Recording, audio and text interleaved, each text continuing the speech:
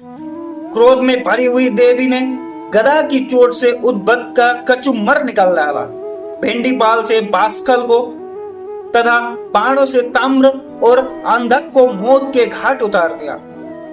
3 नेत्रों वाली परमेश्वरी त्रिशूल से उग्राश्य उग्रवीर्य तथा महाहनु नामक दैत्य को मार डाला। तलवार की चोट से बिड़ाल के मस्तक को धड़ से काट गिराया। दुर्धर और दुर्मुख इन दोनों को भी अपने बाणों से यमलोक भेज दिया। इस प्रकार अपनी सेना का संहार होता देख महिषासुर ने भैंसे का रूप धारण करके देवी के गढ़ों को त्रास देना आरंभ किया। किन्ही को थुतनों से मारकर किन्ही के ऊपर फूरों का प्रहार करके किन्ही को पूंछ से चोट पहुंचाकर कुछ को सिंगों से विदीर्ण करके कुछ गणों को बेग से किन्ही को सिंहनाद से कुछ को चक्कर देकर और कितनों को निश्वास वायु के झोंके से धराशायी कर दिया। इस प्रकार गणों की सेना को गिराकर वह असुर महादेवी के सिंह को मारने के लिए झपटा। इससे जगदम्बा को बड़ा क्रोध हुआ। उधर महापराक्रमी महिषासुर भी क्रोध में भरकर धरती को खुरों से खोदने लगा तथा अपने सिंगों से ऊंचे ऊंचे पर्वत को उठाकर फेंकने और गरजने लगा। उसके पेट से चक्कर देने के कारण पृथ्वी क्षुब्ध होकर फटने लगी। उसकी पूंछ से टकराकर समुद्र सब ओर से पृथ्वी को यानी कि धरती को डुबोने लगा। हिलते हुए सिंगों की आघात से विदीर्ण होकर बादलों के टुकड़े टुकड़े हो गए।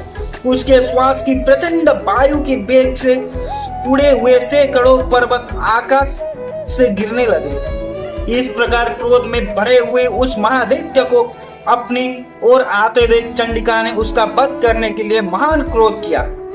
उन्होंने पास फेंककर उस महान असुर को बांध लिया। उस महासंग्राम में बच जाने पर उसने पैसे का रूप त्याग दिया और तत्काल सिंह के रूप में वह प्रकट हो गया।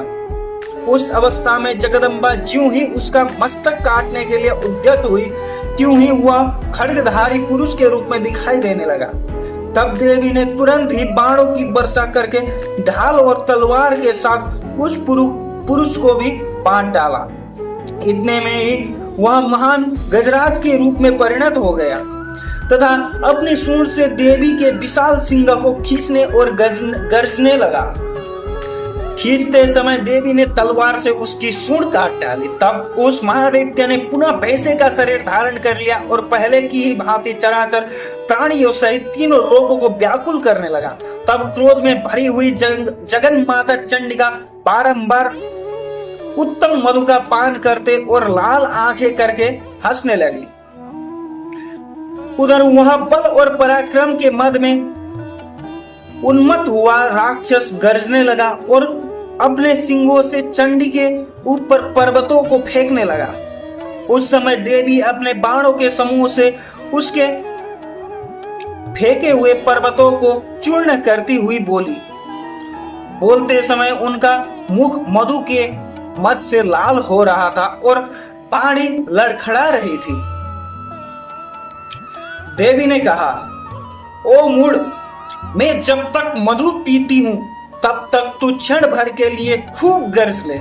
मेरे हाथ से यही तेरी मृत्यु हो जाने पर अब शीघ्र ही देवता भी गर्जना करेंगे। फिर ऋषि कहते हैं, यूं कहकर देवी उछली और उस महादैत्य के ऊपर चढ़ गई।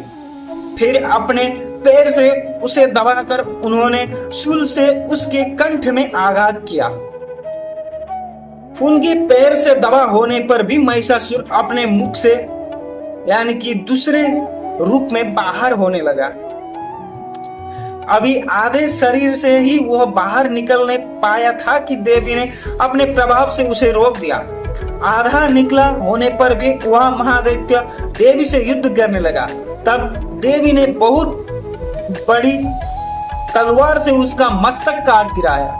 फिर तो हाहाकार करती हुई दैत्यों की सारी सेना भाग गई तथा संपूर्ण देवता अत्यंत प्रसन्न हो गए। देवताओं ने दिव्य महर्षियों के साथ दुर्गा देवी का स्तवन किया। गंधर्व राज ने गाने गंधर्व राज गाना गाने लगे तथा अप्सराएं नृत्य करने लगी।